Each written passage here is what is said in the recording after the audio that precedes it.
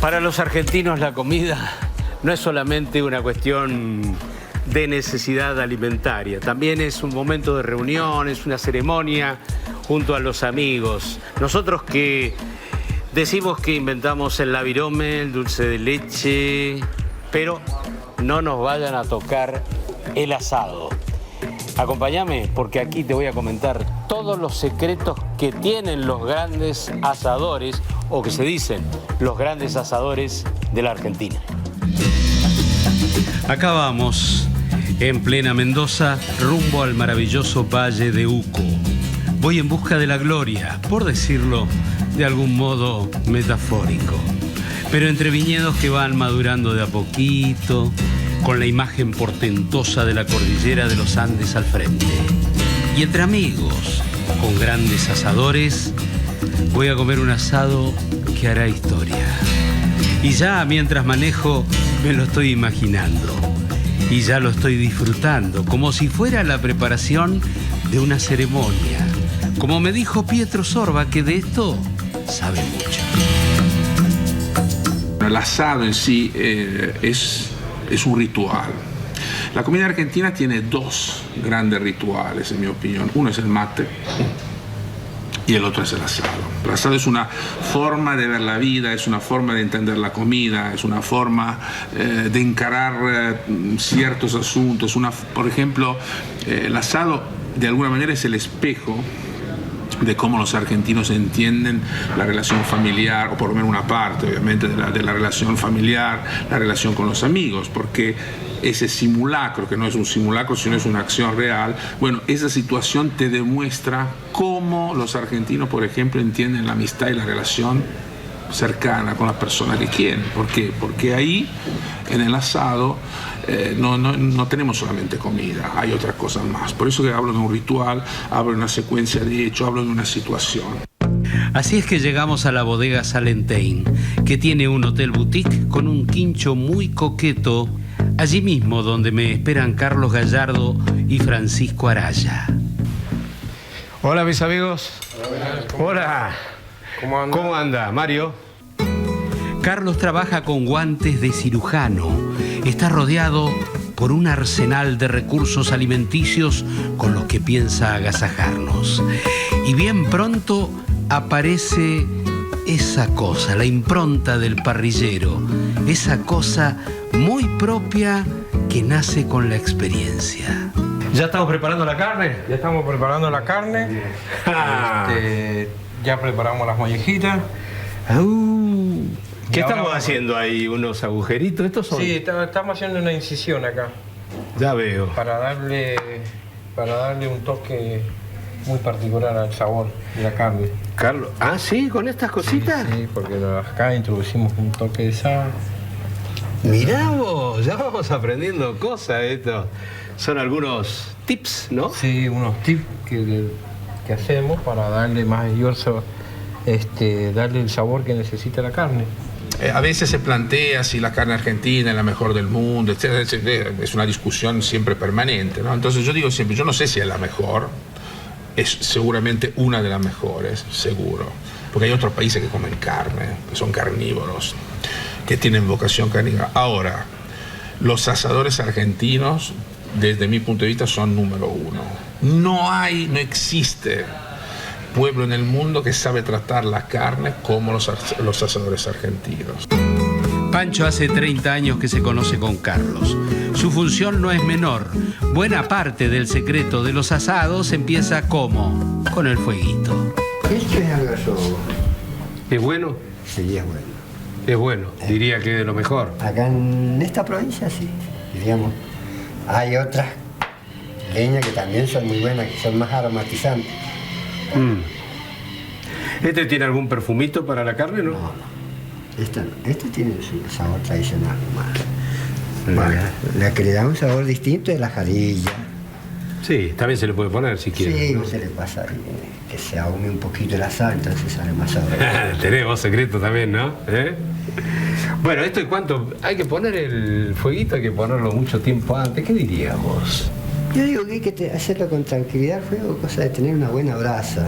Sí. Claro, teniendo un buen fuego y una buena brasa, el asado sale perfecto. Ah, ya está ahí. Sí.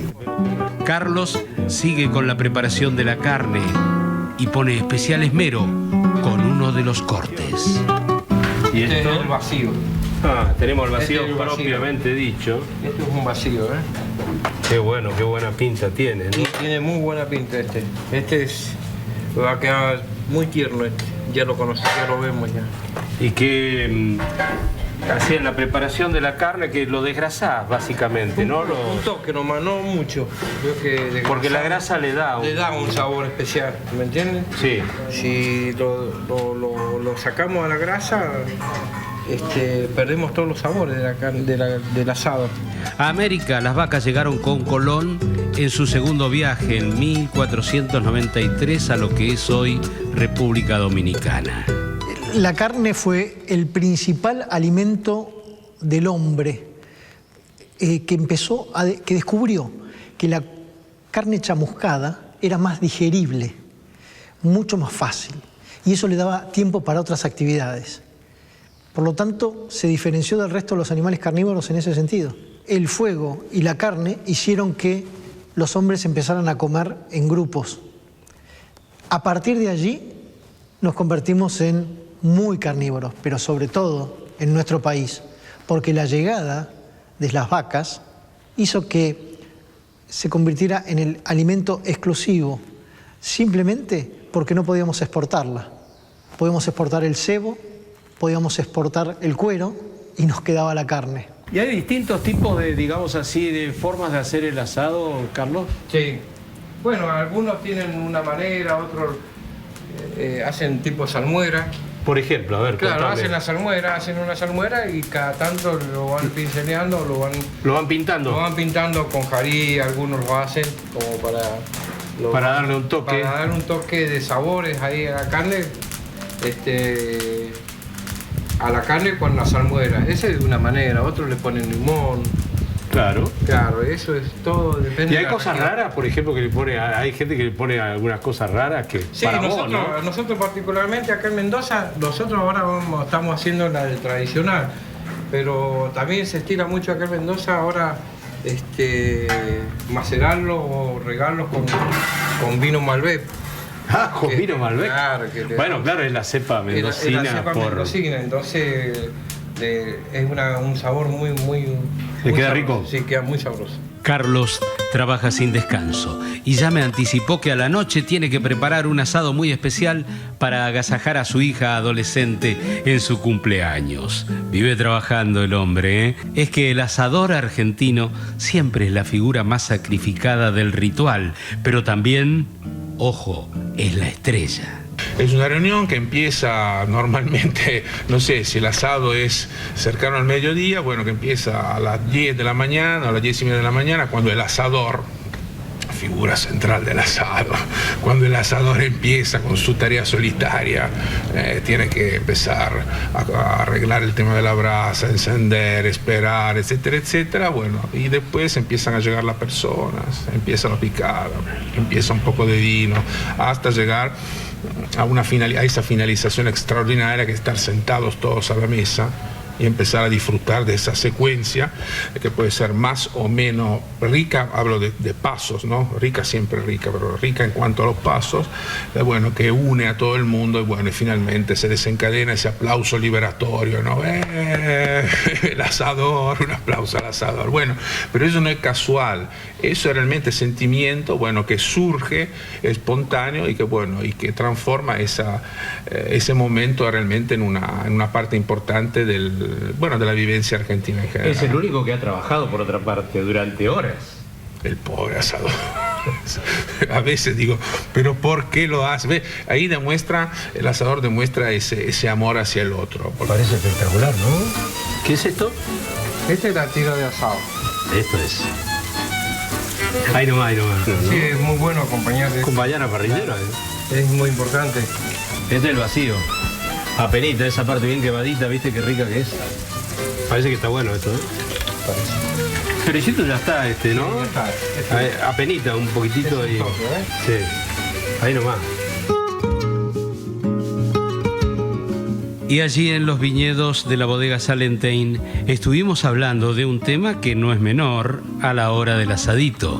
¿Blanco? ¿Tinto? ¿Cabernet? ¿Malbec? ¿Cuál de ellos? ¿Qué lugar ocupa el vino en la mesa del asado, por ejemplo? No, bueno, es primordial. Es primordial, yo diría. Prácticamente es parte del asado, ¿no? Porque empieza antes del asado y sigue después del asado, parece. Exactamente. ¿No? Y a veces más, a veces menos, pero realmente es complemento esencial de la carne, ¿no? Y vos que sabés de vinos y con todas sus variedades, para acompañar un buen asado, digamos, normal, ¿cualquier vino? No, o sea, siempre está en el paladar de cada uno, ¿no? En líneas generales, pero obviamente digamos, lo que es rico o sabroso es acompañarlo con un vino más fuerte, como puede ser un Cabernet Sauvignon, o uno más universal, como puede ser un Malbec, generalmente con tintos, ¿no? Los argentinos comemos carne desde siempre.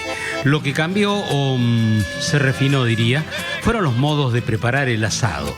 La parrilla, por ejemplo, nació en la época en que un aluvión de inmigrantes desembarcó en Buenos Aires y entonces la ciudad se llenó de carnicerías. El asado dejó de ser una costumbre rural y se instaló ya definitivamente en la ciudad. Igual, ayer como hoy, todos presumían de ser grandes asadores. Entre ellos, José Hernández, nada menos. Aquel que escribió eso de que todo bicho que camina va a parar al asador. El autor del Martín Fierro tuvo serios problemas en un asado que organizó en La Plata. En noviembre de 1882, cuando se colocaba la piedra inaugural, viajaban trenes charter desde la capital y el senador en ese momento, José Hernández, fue el encargado de dirigir o coordinar los costillares. Ah, un gran asado. Un gran asado para unas 500 personas. Ahora, no contaba con un problema, el de los ferrocarriles. Cuando no, los trenes se retrasaron, la carne se pasó. No. Y la queja de los invitados llegó a los medios de comunicación. En los diarios de la época dicen, ¿quién preparó el asado? El enemigo, porque no podían creer que les dieran una carne tan dura y para colmo había una falta de bebida, así que ese día José Hernández no recibió el aplauso del asado. Siempre asadores, eso sí. ¿Qué pasa con las mujeres?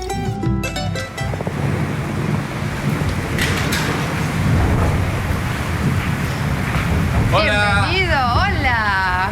¿Cómo estás, Las asadoras argentinas. Traje un regalito acá. Qué bueno, esto para, es importante. con el asado.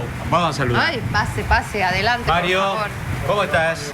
¿Todo bien? Ay, ahí están mirá las dónde chicas en la están parrilla. las chicas asadoras. En una casa de Banfield, bajo un aguacero tremendo, tuve mi primer encuentro con la agrupación Asadoras Argentinas. Un éxito en las parrillas y en las redes sociales. Muchísimas gracias. Un vinito tinto, ideal para acompañar un buen asado, ¿verdad? Ya podemos abrirlo, ¿no? Podemos Eso. descorchar como para poder empezar. Y acá está la vedette, ¿no? ¿Qué es lo que tenemos, chicas? Tenemos un asado, morcilla baja, morcilla pelún, unos choricitos, una rica bondolita Sí. y unas pechuguitas de pollo. Pero qué curioso. La primera receta para hacer un buen asado a la Argentina lo hizo una mujer, la escritora Juana Manuela Gorriti, allá por 1890. Ahora, es bueno saber qué diferencia a las asadoras de sus colegas varones. En una palabra, sus secretos mejor guardados. Es importante poder medir el fuego. ¿Ah, sí? Yo te invito a que pongas la mano y contés hasta cuánto aguantás. A ver. A ver, dale. 1, 2, 3, 4. ¡Ay! Ay. Estamos a fuego fuerte. ¿Fuego fuerte? Exacto. 5 segundos. Exacto. 1 a 2, fuego muy fuerte. Sí. Pero se arrebata el asado, ¿así o no? Exacto. Depende del corte. Hay muchas técnicas, nada está comprobado. Cada uno tiene su técnica. Entonces, por eso no podemos subestimar quién haga o no un asado. El asado de Sandra, Mariel y Karina no se suspende por lluvia. Habrá ensaladas para acompañarlo por esa cuestión de cuidar la silueta, sobre todo ahora que estamos tan cerca del verano. Pensar que hasta el propio Domingo Faustino Sarmiento fue criticado por consumir vegetales con la carne. Domingo Faustino Sarmiento proponía que se consumiera mucho más verdura, que se consumiera mucha lechuga, en 1860. Pero estaba loco Sarmiento, dicen. Bueno, eso. a todos le parecía que era realmente absurdo. ¿Cómo íbamos a poner lechuga? Y lo llamaban, ¿sabes cómo? Come pasto. Avanza el asado, ¿eh? Un sano consejo, cuidado con arrimarse y sugerirle al parrillero cómo tiene que manejar la cocción, porque al entrometido le puede ir muy mal. Eso sí, siento unos irresistibles deseos de probar la carne antes de que vaya a la mesa. Eso es otra cosa que puede funcionar y también depende del humor del encargado de la cocción.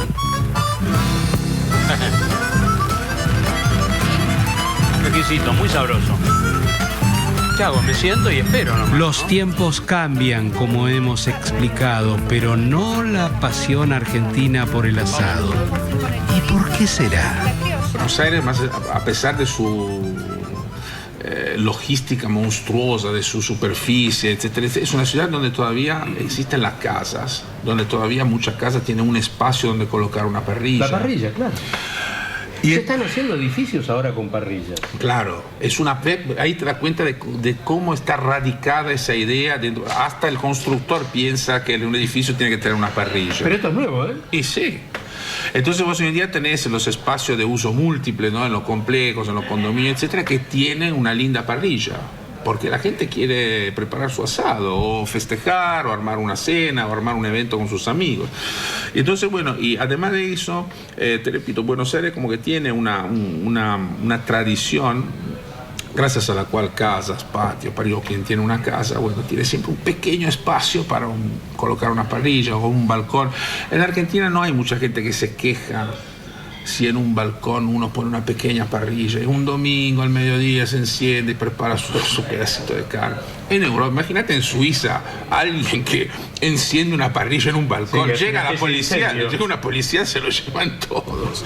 Entonces no, esto acá es aceptado, eso es parte, casi es no digo folclore, pero sí es aceptado porque culturalmente es algo que tiene una lógica. Y por lo tanto, bueno, así funcionan las cosas, tanto en Buenos Aires como en otros lugares del país.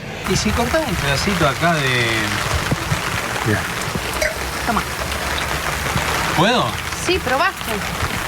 Yo para hacer el control de calidad, un poquito, ahí, ¿eh? Probá. Falta igual con el asado porque es un corte grueso. Qué Lleva rico su que es tiempo. el chorizo, qué Ay, rico sí, que es. tradicional. Las achuras siempre acompañan a la carne en un buen asado. Y algunos comen el chorizo entre dos panes como si fuera un sanguchito. Ahora, ¿de dónde nos viene esa sabrosa costumbre? En el Parque Sarmiento de la ciudad de Córdoba nació el choripán. Bueno, toda una revelación eso. Claro, porque nosotros comíamos algo muy raro. Por ejemplo, en el muelle de pescadores se ofrecía el chorizo al pan, que era un pedazo de pan con un chorizo encima. Como a nosotros nos parecería incompleto. Acá frente al Río de la Plata, frente a Aeroparque. Sí. O en los puertos. También en Puerto Madero, en el Puerto Rosario, se ofrecía un pedazo de pan con un chorizo. Sin embargo, en Córdoba, lo que empezaron a vender fue, y con este nombre, choripanes. El choripán se ofrecía en carritos en el Parque Sarmiento en los fines de semana. Y vos ibas, comprabas, ya estaba bastante condimentado el chorizo de por sí, no necesitabas agregarle nada, y lo comías en el parque o te lo llevabas a tu casa. A partir de la propuesta de los cordobeses, el choripán se multiplicó por todo el país. Con ese nombre. Con el nombre de choripán. O sea que es un invento cordobés, el nombre por lo menos. Exactamente, por ahí hay que decirlo más con tonada, ¿no? Ya es la hora, según el reloj imaginario con el que controló sabiamente la cocción Karina, porque todas las piezas ya están servidas en la mesa. ¿Qué me sugerís? ¿El pollo que lo Pollo deshuesado. A ver, vamos a poner un poquito ahí. A ver. Karina, una de las asadoras argentinas que llegaron para darle pelea y dura, a los varones. El asado es la comida nacional argentina. Ah, por excelencia, ¿no? Exactamente, no hay definición, no es de hombre, no es de mujer. Sí. No es quien sepa, sino quien se atreve y quien tiene ganas de hacerlo. Mirá mi amiga cómo es. Con qué ganas se está comiendo ese pollito. Exquisito. ¿Qué dicen los hombres? A ver, contame, ¿qué dicen los hombres cuando vos le decís, yo soy una de las asadoras argentinas? Tiemblan. tiemblan los hombres. ¿Qué más les falta hacer a las mujeres? Ya Ah, claro, ese es el tema. Tal cual. Ese es el tema, ¿no? Que Tienen un miedo. poco la independización de las mujeres. Causa, digamos, ¿No? la realidad. Muchas grasas no les causa. Compiten todo el tiempo, pero bueno, es de todo. Mirá lo que sé. La carne está exquisita, pero cuidado, que hay un punto crítico en el asador, donde un error puede llegar a ser fatal, tal como lo describe nuestro avesado crítico gastronómico Pietro Sorba. La primera es que se te pase la carne. A ver, porque el objeto del asado es la carne. Entonces, bueno, si se te pasa la carne, ahí estamos muertos. Sí. Bueno, desde un punto de vista gastronómico, desde el punto de vista del ritual y del estar todos juntos, bueno, no pasa nada, etcétera. Pero la verdad que no, a ver, me duele un poco a veces cuando una persona, por ejemplo, invirtió mucho dinero, porque como te decía, hoy en día preparar un asado es un gasto importante, entonces quizá compró una carne maravillosa y después si te pasa la carne, la verdad que es una pena. Bueno, ese es el error. Para mí, no digo imperdonable, pero es un error que hay que evitar, si es posible. ¿Esto de las asadoras argentinas se te ocurrió a vos? Sí. ¿Y estás contenta de esa ocurrencia? Estoy orgullosa porque detrás de todo esto hay una historia.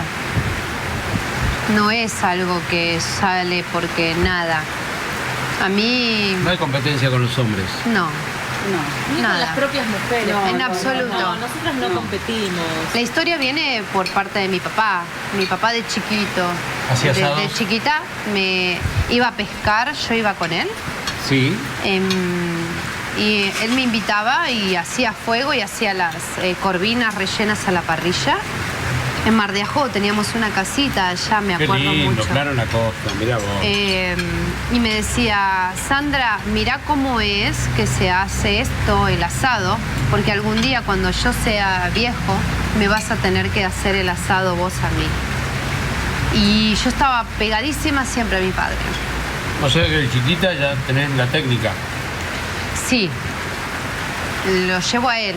Él tuvo un ACV muy fuerte y quedó imposibilitado hasta que un momento estábamos con mi mamá y veíamos la parrilla vacía hace mucho tiempo y le dije, mami, creo que es hora de que hagamos un asado.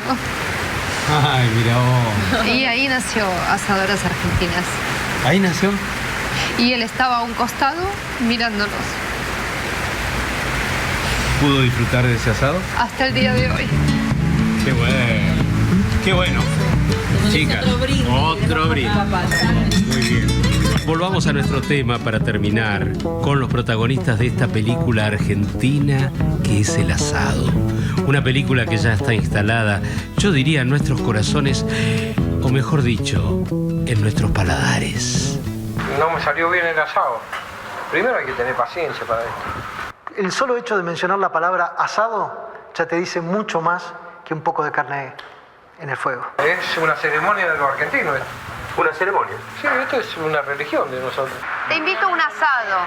Vení a un asado. Vamos a ver un partido de fútbol. Exactamente. Con un asado. ¿Y qué hacemos? Un asado. Ahí está. Los argentinos para mí sueñan con situaciones vinculadas con el asado. Sí. Esto es un himno a lo nacional, a lo nuestro, seamos mujeres, seamos hombres. Sí.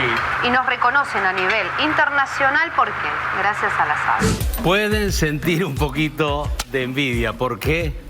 Porque probé los salamines de Colonia Carolla, los de Mercedes, los de Oncativo, los de Tandil, o sea, los mejores salamines del país.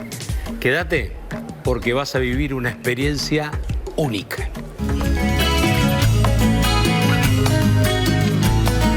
Unos 100 kilómetros al oeste de Buenos Aires, se levanta Mercedes. Una ciudad que hacia fines del siglo XIX pudo haber sido la capital de la provincia, pero hoy es celebrada por otra cosa. Es la tierra del salame quintero. Somos los amantes trasnochados de la paz. Estamos en la fiesta del salame quintero, en Mercedes. Y están todos, los que degustan y los que producen. Viene de los abuelos, padres inmigrantes. Ellos se hacían su provisión para invierno y verano. En invierno salame, chorizo y aprovechaban grasa, todo. El cerdo se aprovechaba íntegro. Somos alquimistas de la gran... Primero arrancaron mis viejos. Y después empezamos nosotros como un hobby y terminamos haciéndolo en forma para vivir. Quintas se le llamaban porque eran extensiones chicas, 4 o 5 hectáreas. Y empezaron a hacer cosas para consumo propio. Y el salame de Mercedes es una cosa que tiene que ser lo más natural posible para que sea un salame quintero.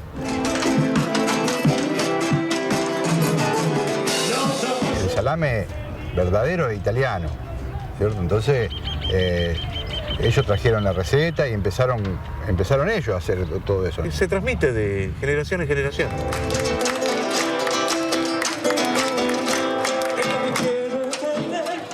Todos tienen una tradición que defender. Todos tienen una receta que guardar celosamente. Pero escuche esto, ¿lo sabían? Muy aditivo, nada. Muy poco o nada debería llevar. Es un secado natural. Lógicamente, tiene que acompañar mucho el tiempo, hacer más vale frío. Bueno, todos se esconden. Parece fácil. Sal, pimienta y ya. Pero al final aparecen otros toques mágicos que quizá decidan el sabor. Las primeras carneadas se hacían en junio. Y se hacía en junio y se hacía, por lo menos mi papá lo hacía en la luna, cuando la luna no estaba tan fuerte. La característica de un buen salame tiene que, por empezar, un buen cerdo. Alimentado maíz, pasto, es lo esencial. Ahora no, ahora lo hacemos, vivimos de eso y lo tenemos que hacer la luna como esté, ni la miramos.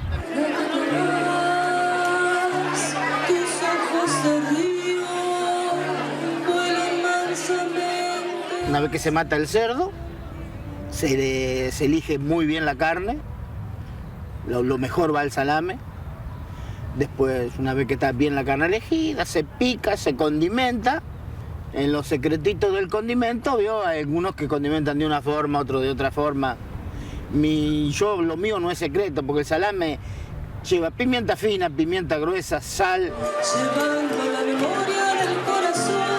Lo hacemos exactamente lo mismo que lo hacía mi abuelo. Yo tengo la receta, que es algo que es sencillo, no es nada del otro mundo, nada, yo no escondo nada. Un poquito de jugo de ajo, muchos le echan, suponer, en 40, 50 kilos, un vasito de whisky, un vasito de buen vino. Y después ya el secreto está en el secado. Porque uno lo hace y después lo cuelga y si no hay buen tiempo, no hay buen salame. Vemos que la cosa viene de lejos y de hace tiempo. De tradición, como se dice. La carne principal es la bola de lomo, la cuadrada, la nalga, que es toda la mejor carne. Y mi señora, aquí la tenemos eligiendo la carne. Bien elegida, tiene que ser una cosa que no tiene que dar ni nervios ni grasa. Tiene que ser una cosa bien elegidita. Una vez que está bien elegida, se pica. Yo con esta maquinita corto el tocino y después, una vez que tengo la carne bien picada, la extiendo sobre la mesa, le coloco el tocino arriba, lo desparrama bien arriba, así desparramadito, y después se produce a condimentar. Después de aquí, una vez que está bien amasada, la colocamos en una embutidora. Se coloca acá adentro se cierra la máquina, ahí va el caño, se pone la tripa, se pone sobre este caño y se empieza a dar.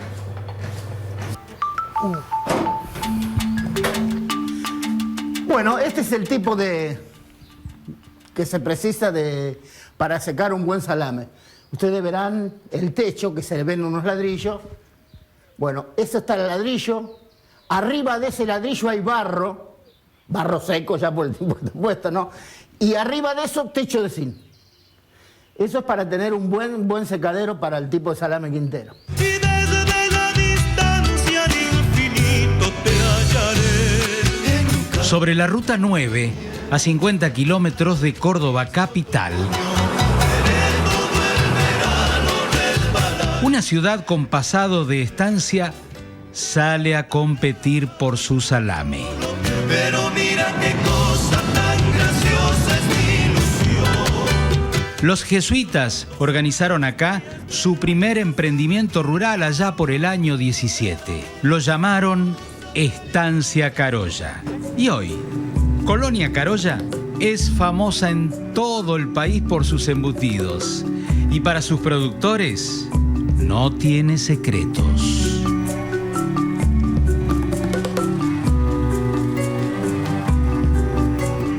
Para nosotros no sería un secreto, simplemente es el tipo de fabricación que hace la zona de Colonia Carolla.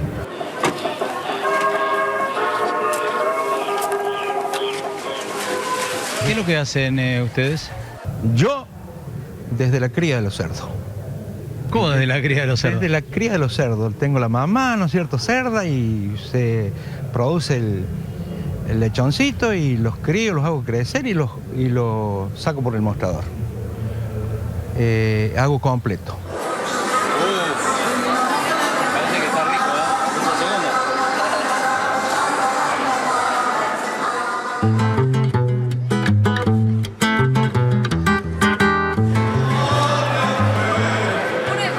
¿Este qué es? ¿El lever? Lever o mate.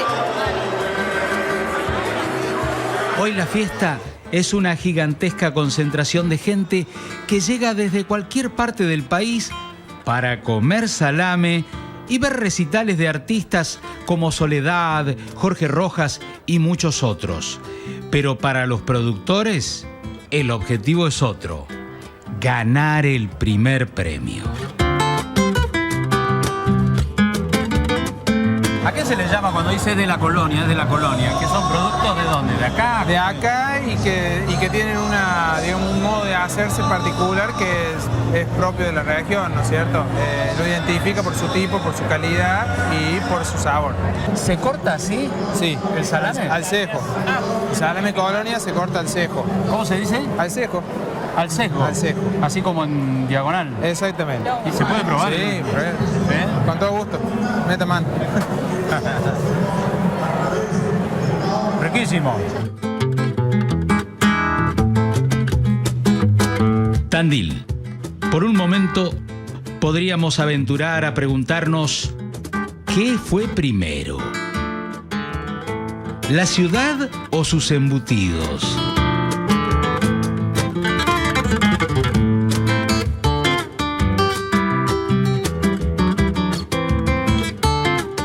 ¿Las sierras o el salame? Tan presente está la tradición que parece directamente asociada a la fundación de un lugar bellísimo, emplazado entre las prominencias de la Tandilia. La verdad es que las condiciones ambientales de esta zona y las corrientes inmigratorias que la poblaron fueron dándole forma a un producto que hoy ya es marca registrada. Tenés dos grandes corrientes inmigratorias, que son la española y la italiana, más o menos bien representativos de la República Argentina, de la patria esta nuestra.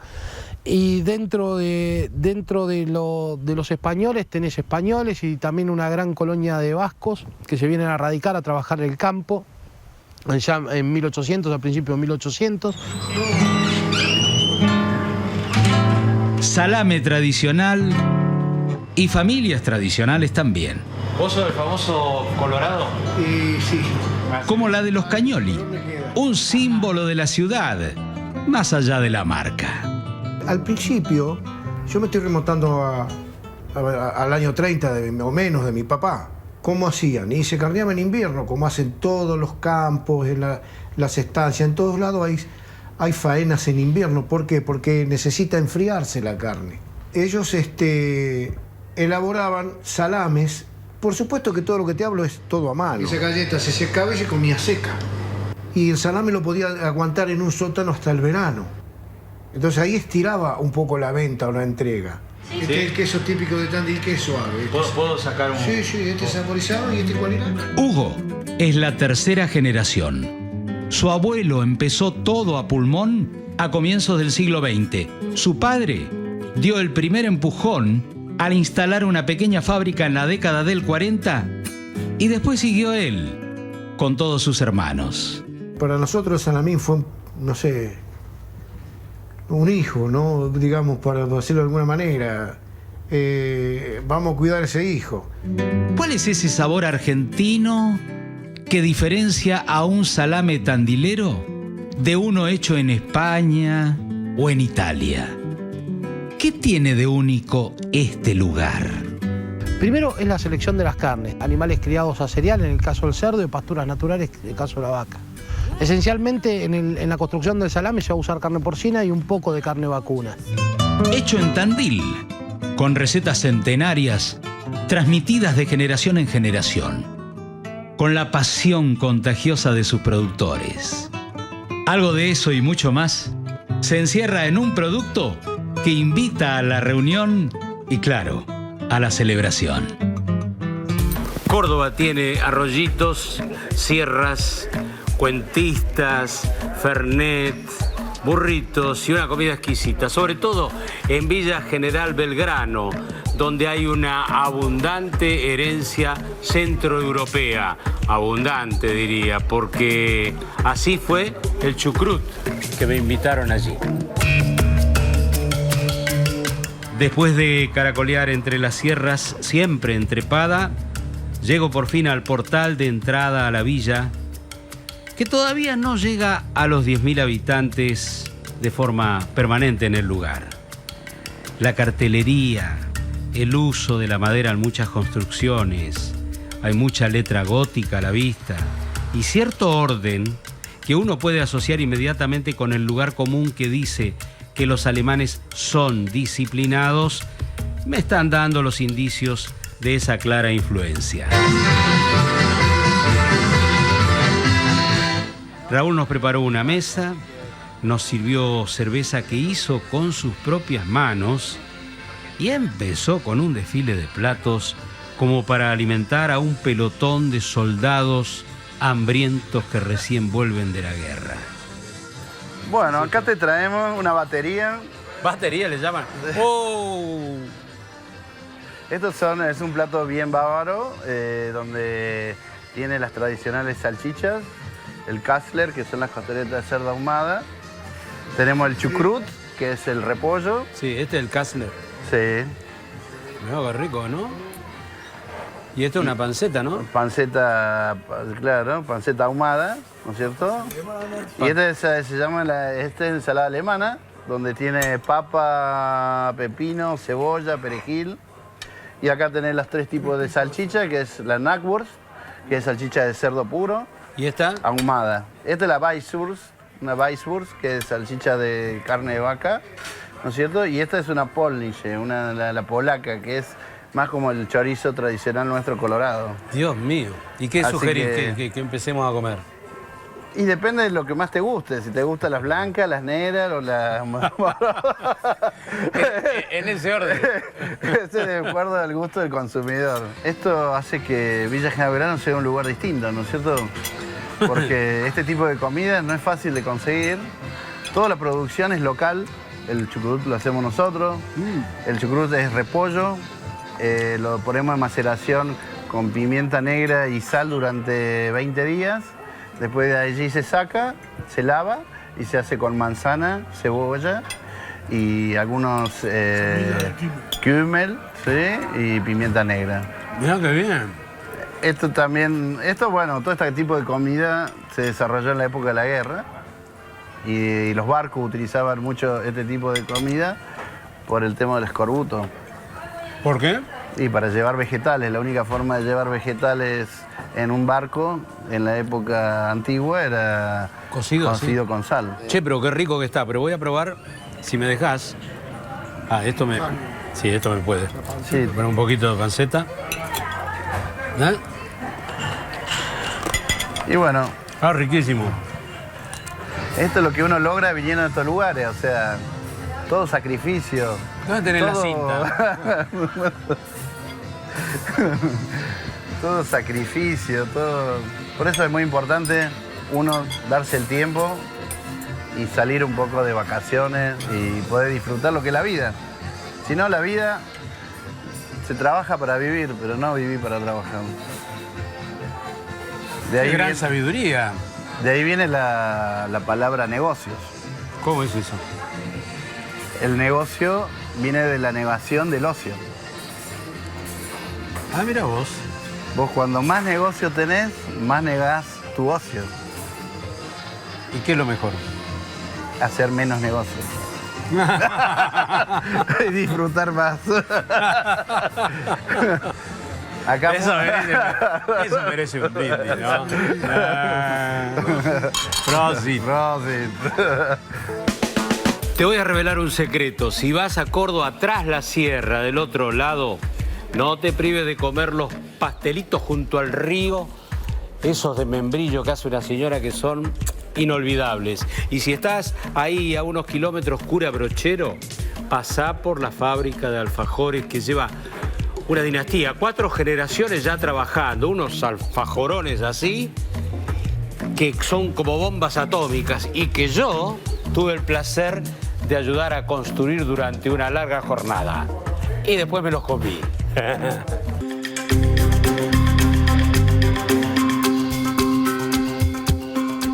En Cura Brochero hay un río, el Panaolma, y en su orilla me encontré con Doña Pepita.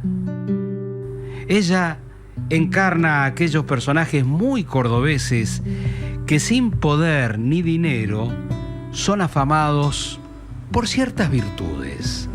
Y en su caso, porque es la gran pastelitera del pueblo, fama que cimentó en décadas y décadas de trabajo. Primero se hace la masa con harina, agua con sal, que se llama salmuera. Y, por ejemplo, para cada kilo de harina lleva un puñadito de sal gruesa. Entonces se disuelve en el agua. Aparte lleva unas 4 cucharadas de soperas de grasa de cerdo, ¿no? Porque la grasa de cerdo mantiene que la masa sea más liviana y no haga tanto mal. Muy rico el pastelito, ¿sí? Pepita. Bueno. Yo viví mucho en Mina Clavero, mi familia tenía el Hotel Rossetti.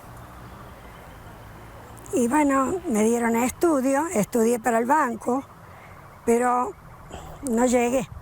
No llegué porque antiguamente eran todos hombres en el banco. Y las familias eran muy rescatadas, entonces no permitían que sus hijas fueran a trabajar donde había varones, ¿no? Después que me caso con un mecánico, era mecánico del ferrocarril, pero sabía mucho de auto. Entonces él tuvo un problema, un accidente, y yo ya tenía 4 niños. Y tenía que hacer algo, ¿vio? Claro. Y aparte, usted tenía varios hijos, ¿no? Tuve 7. Y había que... Había que hacer comida para 7. Entonces, empecé, una amiga me enseñó a hacer los pastelitos y los alfajores.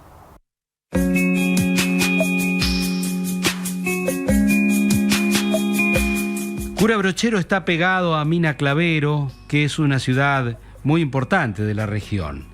El típico río cordobés, o riacho, ¿no? Se llena de turistas durante el verano, donde la gente pasa el día como de picnic entre chapuzones en una represa que llaman La Pileta. Hasta allí llegan los chicos con sus canastos, vendiendo los productos de Doña Pepita. ¿Y ahora los turistas que vienen acá la reconocen? Sí, sí, sí. Porque hay gente que vuelve todos los años, ¿no? Claro, ahora vienen los hijos, los nietos de los primeros, porque yo hace 52 años que hago alfajor. Y pastelito. Y pastelito. Mi próxima entrevistada será Rita, que es dueña de una alfajorería y que también se manifiesta devota, como todos aquí, del cura Brochero. ¿Quieres pasar? Sí, claro. ¿Dar los alfajores? Rita tiene una pequeña empresa familiar, pero así como otros hacen pastelitos, los alfajores transerranos de Rita son algo especial y por muchas razones. Esta es la fábrica más antigua del Valle de Tras la Sierra. Hemos cumplido el 11 de marzo 114 años. ¡Oh, más de un siglo! Actualmente 6 generaciones, 5 con la mía. Esta fábrica familiar comienza en el año 1900 y comienza mi abuela Rita fundando estos alfajores que son absolutamente tradicionales y caseros. A la vista tengo una decena de mujeres trabajando a todo vapor, si cabe el término. Lo que veo, sin embargo, tiene un aire netamente artesanal. Veo que estiran la masa con palitos de escoba, veo que la cortan en círculos con lo que, si no observo mal, son latitas de picadillo de carne o de paté foie. Y el horno tiene como 80 años y todo es así. Tengo una persona que hace 45, casi 50 años que está trabajando y ha trabajado también su hija y actualmente la nieta. ¿Y cuál es la receta mágica que tiene? Bueno, la receta primero es mantener el mismo sabor con el que lo hacía mi abuela, porque si vos buscas hoy, la leña te da otro sabor. La masa es como una masa de bizcochuelo y no se pone absolutamente de colorante ni conservante. Es una masa como un bizcochuelo como hacían las abuelas. ¿Y cuántos gustos hacen? Distintos gustos. Distintos gustos. Tenemos de higo, de membrillo, durazno, ciruela y dulce de leche y aparte el de chocolate.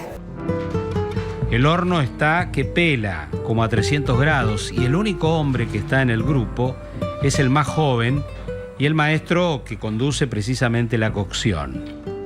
La cocción no demora mucho, por cierto. Son unas tapitas muy simples de los alfajores. Después las tapitas van calentitas al canasto y del canasto hasta el lugar donde espera la dulcera, que es la señora encargada de darle su forma característica al producto.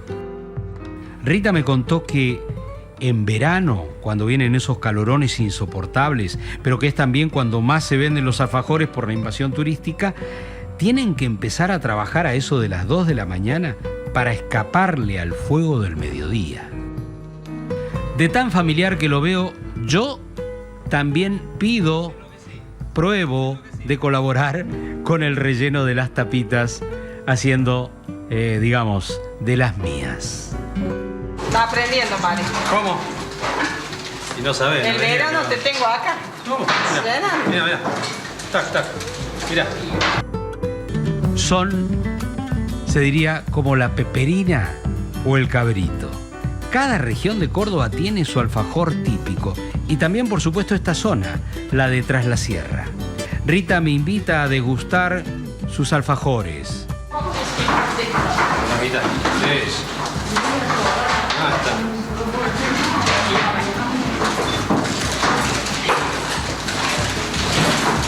Riquísimo porque son de esponjosa, ¿no? La pequeña fábrica de Rita no es la única, claro, porque en Cura Brochero existe una tradición compartida de hacer alfajores, pero ella siempre va a destacar un plus. Tenemos la historia, dice Rita. Finalmente, toda Córdoba, valle por valle, pampa por pampa, sierra por sierra, arroyo por arroyo, diría, genera este tipo de intensos arquetipos. Como dije al principio, Córdoba es la cultura de la diversidad. Y de esta idea también forman parte los caminos y sabores de Córdoba, ambos imperdibles.